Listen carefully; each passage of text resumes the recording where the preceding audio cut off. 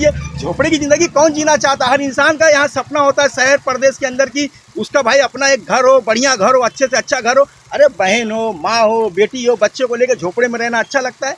जाके उधर पे सरकारी टॉयलेट बहन बहन जाके यूज करते अच्छा लगता है? फ्लैट में सारी सुविधाएं मिलेगी ना, कौन झोपड़े में रहना चाहेगा? आज रोड बन रहा है, इसके लिए सब कर रहे हैं। क्या वो भी चाहते होंगे ना कि आज हमारा एरिया अच्छा बने? ये अपने हक के लिए लड़ रहा है। हम थोड़ी बोल रहे हैं कि हम तुम्हारे को रोड बनाने के लिए मना कर रहे हैं। हम तो बोल रहे हैं हमको बसाने की बात कर रहे हैं हम। अभी उनका कहना है क्या गलत तोड़ा, तो गलत या सही ये तो महापालिका के इंजीनियर बता सकते हैं। और वो गलत करते हैं तो तुम प्राइवेट इंजीनियर लगा के बताओ। कहाँ से मैं इंजीनियर लाने जाऊँ? कहाँ से उनका इंजीनियर का मैं खर्चा उठाऊँ? आज समझो, चलो दो उधर मैंने पूछा, उधर 5-6 जन का है कि अच्छे फ्लैट है, फ्लैट में रह रहे, फिर भी उधर जबरदस्ती किसको ना किसको डाला है। महेश सेठ, मैं आपका शुक्रिया अदा करता हूँ, धन्यवाद करता हूँ कि आपके जरिए हमको ये पता तो चला कि हमारा फ्लैट है। हाँ, आपके जरिए ये पता तो चल गया कि हमारा फ्लैट है। अरे झोपड़े में कौन रहना चाहता है? अरे फ्लैट में चलते हैं ना। अरे छोड़ो ना यार, फ्लैट में चलते हैं। लेकिन गांव का डेवलपमेंट तो रुकेगा नहीं।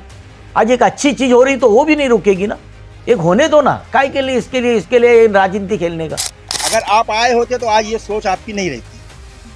आप आए होते तो आज ये सोच नहीं रहती। इसमें राजनीति कोई कुछ नहीं है। जरा, और ये लोग 50 साल से रह रहे, मैंने मालूमात ली कि उनके पास कोई पेपर नहीं, ऐसे ही रह रहे।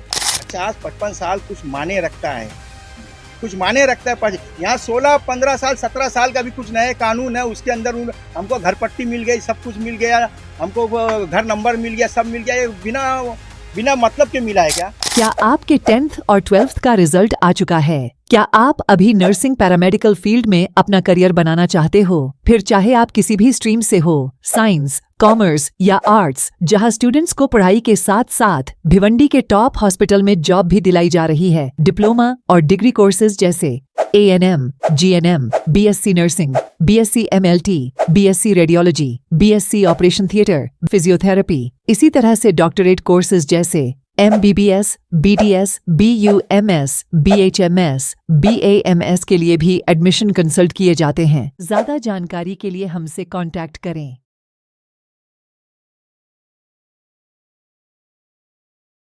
Hello friends, life in Bhiwandi में आप सभी का स्वागत है। इस वक्त हम मौजूद है रोशन बाग इलाके में, जहां पर मास्टर प्लान और डीपी प्लान को लेकर 9 परिवार जो है घर से बेघर है। उसी जगह पर हम आ जाए हैं। कल भिवंडी वेस्ट के एमएलए महेश चौगले ने एक इंटरव्यू, एक बाइट दिया, प्रेस कॉन्फ्रेंस दिया। उसमें उन्होंने कई ऐसी बातें कही जिनके बारे में यहाँ पे जो 9 परिवार है उनका कुछ कहना था। तो चलिए हम इनसे ही बातचीत करते हैं और वो जो एमएलए महेश चौगले ने जो बातें कही थी वो इनके सामने रख के इनसे सवाल जवाब करते हैं। सर, सबसे पहले तो महेश चौगले ने हमें ये बताया कि शहर के विकास में आप लोग रुकावट डाल रहे हैं। सही बात है। तो जहाँ तक कि महेश सर ने कहा कि शहर के विकास में हम लोग रुकावट डाल रहे हैं, तो महेश सर को मैं बताना चाहता हूँ कि ये मास्टर प्लान हमारा तीसरी बार आया है। फर्स्ट टाइम आया तो हमारा टूटा, तो हम नहीं रोके, तो हमने विकास करवाया, विकास में हमारा हाथ हुआ। फिर सेकंड टाइम आया, फिर टूटा, कुछ हमारा बचा, हमने नहीं रोका, कुछ नहीं बोला, विकास कराए ना हमने।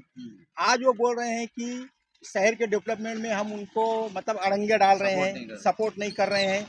तो भाई जब आज पूरा चला गया, जब हमारे पास कुछ बुनियाद नहीं बची है, पूरा तुम चला गया, तो आदमी अपने हक के लिए लड़ रहा है। हम थोड़ी बोल रहे हैं कि हम तुम्हारे को रोड बनाने के लिए मना कर रहे हैं। हम तो बोल रहे हैं हमको बसाने की बात कर रहे हैं। हमको बसाओ ना, हम उनको थोड़ी रोड बनाने के लिए रोक रहे हैं। नहीं तो जो 3 फीट की जो टूटना था, आप वो तोड़ दो, 7 फीट हमारा दे दो, आप विकास करो, हम भी है ना साथ में। शहर हमारा डेवलपमेंट होगा तो हमारे शहर के हर जगह चर्चा होगा, तो हम शान से बोल सकते हैं भाई मैं भिवंडी का हूँ, कहीं भी जाके बोल सकता हूँ। विकास में मैंने हिस्सा लिया है। विकास में हमारे पड़ोसी और हमारे मोहल्ले वाले लोगों ने भी हिस्सा लिया, उनका भी कुछ ना कुछ गया है। उन्होंने ये भी कहा था कि महानगर पालिका ने आपको 2 महीना पहले नोटिस भी दिया था। ये बात झूठ है, 2 महीने वाली बात झूठ है। अगर आप देखोगे तो ये जून का महीना है और इससे पहले अपने को पड़ता है मई, अप्रैल मई जून। हमको 22 तारीख को हमको नोटिस हमारे हाथ में आया। 22 को यहाँ सब नामकरण करके गए। ये अगले महीने नेक्स्ट महीना मई में, हाँ पिछले महीने मई में 22 तारीख को म्यूनसिपालिटी के लोग आए, सबका लाइन वाइज ही नामकरण किए, लिख के लेके गए, आपका घर पट्टी बताओ बताओ, नाम उम लिख के लेके गए 22 तारीख को, और 24 तारीख को उन्होंने नोटिस दी, और उसके बाद ये 25 तारीख को 1 महीने के अंदर उन्होंने कार्रवाई की। अच्छा, नोटिस है हमारे पास, नोटिस पर डेट वगैरह सब है। 22 मई को आपको नोटिस आया है, नोटिस आया है, और अभी फिलहाल यहाँ पे अभी 24 मई को नोटिस आया, 22 मई को उन लोगों ने नाम लिख के गए, और उसके बाद 24 मई को हमारा नोटिस आया, और उसके बाद 25 जून को कार्रवाई हो गई। यानी 1 महीना 5 दिन में। एक महीना 1 दिन पकड़िए, 2 पकड़िए, चलो 1 महीना 5 दिन पकड़ लीजिए, लेकिन 2 महीना तो नहीं हुआ, कार्रवाई उसके बीच में कार्रवाई हो गई। और जिस तरह से बता रहे हैं आप लोग कि ये जो नापा गया है, हाँ मोंजनी की गई है, हाँ। इसमें आप लोगों का गलत बता रहे हैं कि गलत तरीके से की गई है। गलत तो तरीके से। महेश हाँ। चौगले ने ये भी कहा है कि अगर आप अपने प्राइवेट इंजीनियर हाँ। बुला के हाँ नापनी करवाते हैं, उसमें अगर गलत निकलता है तो वो आपके साथ में रहेंगे। जब अपना डीपी प्लान अपने पास है और वो चल ही रहा है, तो प्राइवेट इंजीनियर क्यों लाया जाए?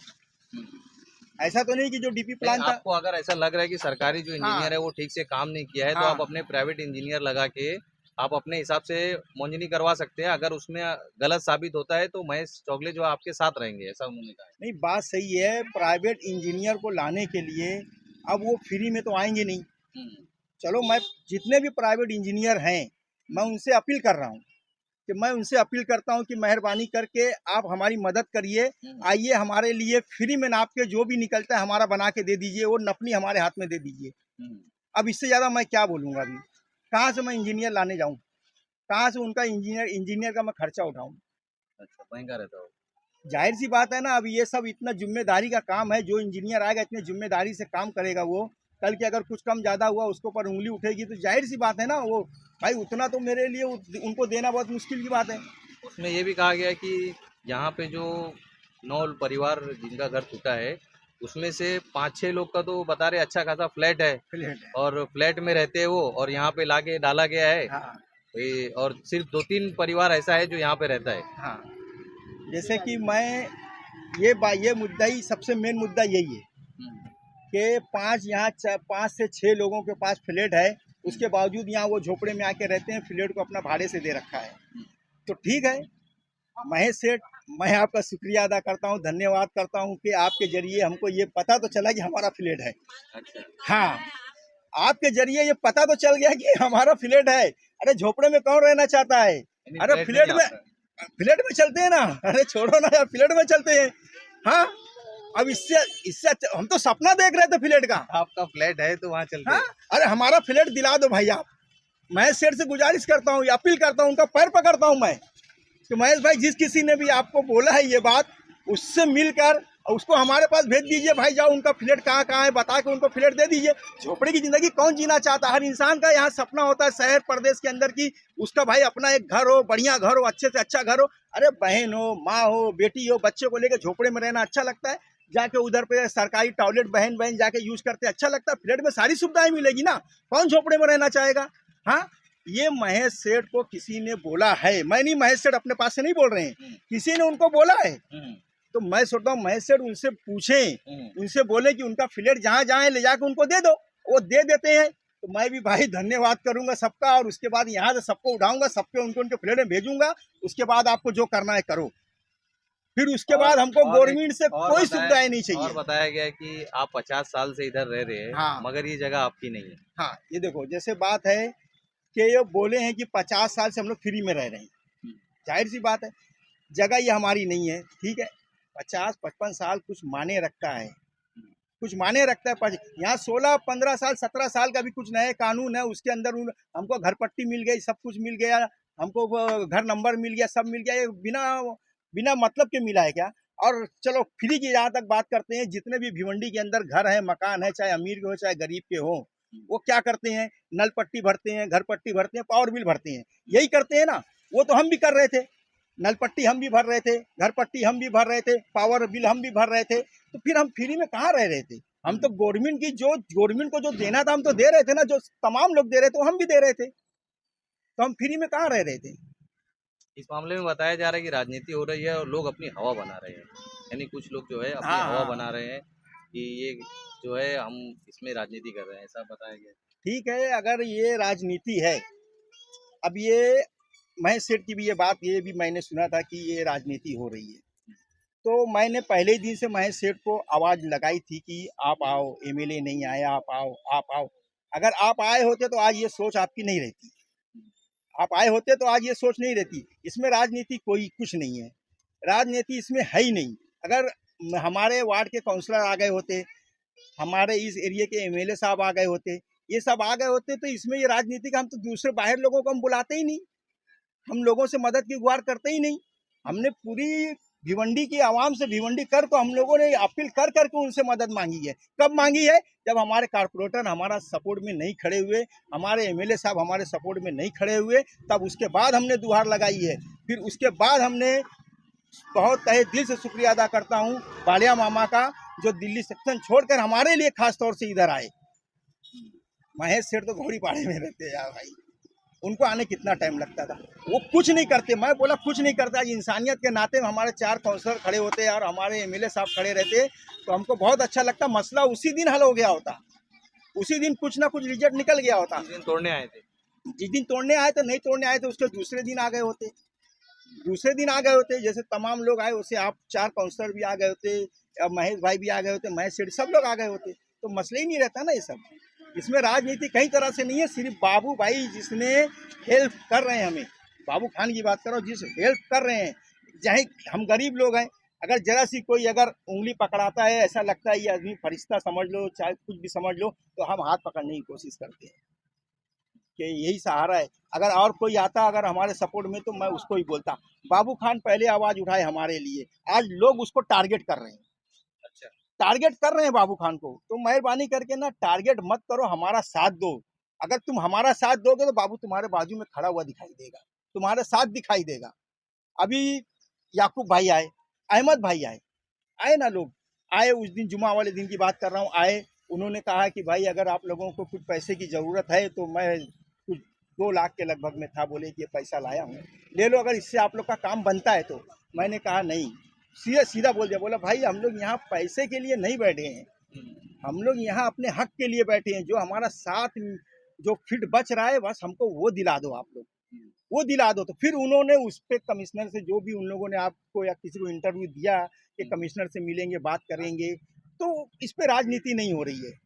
तो क्या लगता है आपको कि कल मंडे है, तो हाँ। कल आप लोगों को कुछ प्लान है कि किस तरह से जाके बात करना है, कि क्या अपनी बातें क्या रखना है, ये सब के बारे में कुछ विचार हुआ है आप लोगों का? कि नहीं, अभी देखो ऐसा है ना भाई, अभी विचार तो कुछ नहीं हुआ सही मानों में। इसलिए नहीं हुआ है ना कि बालिया मामा साहब ने एकदम साफ कह दिया है कि कमिश्नर से मेरा फाइनल हो गया है, आप लोगों को वहाँ जाना है।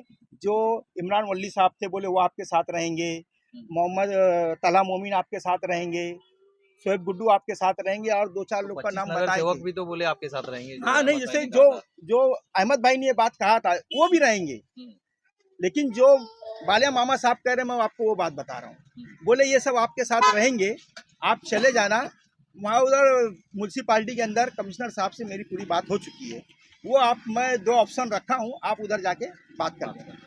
तो अब वो कल मंडे का है, कल मंडे में जो भी टाइमिंग हमारा 11, साढ़े 11, 12 बजे का टाइमिंग है, जाएंगे वहाँ। वहाँ जाके हम लोग देखेंगे क्या होता क्या नहीं होता, उसके बाद वहाँ जाने पे मालूम पड़ेगा। लेकिन बालिया मामा बोले हैं कि बेफिक्र रहना, मैं टच में हूँ, मुझे वापस दिल्ली जाना है, खास तौर आप लोगों के लिए आया हूँ। उनका धन्यवाद करता हूँ, तहे दिल से धन्यवाद करता हूँ कि गरीबों की सुन के यहाँ तक आए। ठीक ठीक, बहुत बहुत शुक्रिया हमारे से बात करने के लिए।